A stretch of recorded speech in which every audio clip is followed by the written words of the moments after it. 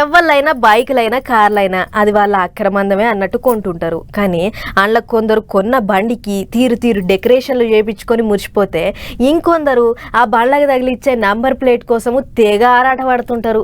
గట్లనే మన తెలంగాణ రాష్ట్రంలో కూడా ఇష్టమైన లక్కీ నంబర్ కోసము లక్షలు ఖర్చు పెడుతుర్రట జనాలు. మరి గా లక్కీ నంబర్లు అమ్ముడు పోంగా సర్కార్కు ఎంత ఆమదానం వచ్చిందో చూద్దాం పారి. బండ్లు కొనుడేమో గానీ గా బండ్లకు లక్కీ ఇంకా ఫ్యాన్సీ నంబర్లు తీసుకుంటానికి అసలే వెనక గోతలేరు జనాలు. నెరిగి నడమ ఫ్యాన్సీ నంబర్ల జోలి బగ్గ ఎక్కువైంది. అన్ని నెంబర్లు ఏమో గానీ 9 నెంబర్ కు మాత్రం ఆర్టీఏ ఆఫీస్ లో శీతం గిరాకీ నడుస్తున్నదట.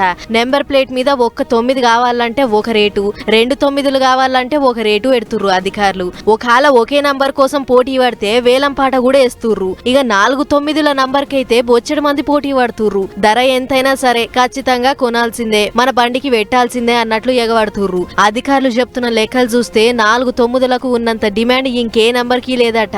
అందుకే కొందరు బండి కొన్న ధర కంటే నెంబర్ కోసం పెట్టిన ధరే ఎక్కువ ఉంటుందట. ఈ నడమ 30 లక్షలు పెట్టి కారు కొన్నోళ్ళు గా 4 9ల నంబర్ కోసం 30 లక్షలు పెడతానికి కూడా అసలు వెనక గోతలేరట. అందుకే మందెగ పడితే ఏలం పాట వేస్తున్నాం, అందులో ఎవరు ఎక్కువ పాడుకుంటే వాళ్ళకే ఇస్తున్నాం అని అంటుర్రు అధికారులు కూడా. అంతేకాదు ఖైరతాబాద్ ఆర్టీఓల బండి రిజిస్ట్రేషన్ చేపిస్తే TG 9 వస్తుంది. ఆ 10 కొచ్చి 9 నంబర్ కొంటే ప్లేట్ మొత్తం 9లే అవుపడతాయి అని ఆడికే బగ్గబోతుర్రట. గిట్ల ఈ లక్కీ ఫ్యాన్సీ నంబర్ల గిరాకీ చేయంగా ఆ ఆర్థిక సంవత్సరం 90 కోట్ల ఆమదాను వచ్చిందట సర్కార్కు. ఇండ్ల 74 కోట్ల ఆమదాను ఒక హైదరాబాద్ పట్టణం కెంచే వచ్చిందట.